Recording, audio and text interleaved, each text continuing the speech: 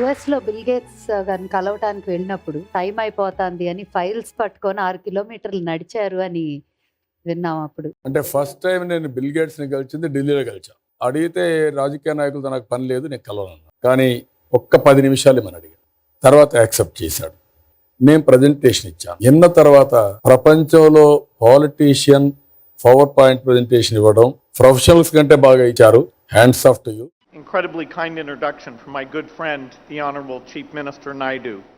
I really was excited when I first met the Chief Minister over 20 years ago now, because people are saying to me there's someone who believes in digital technology and digital dashboards even more than you do.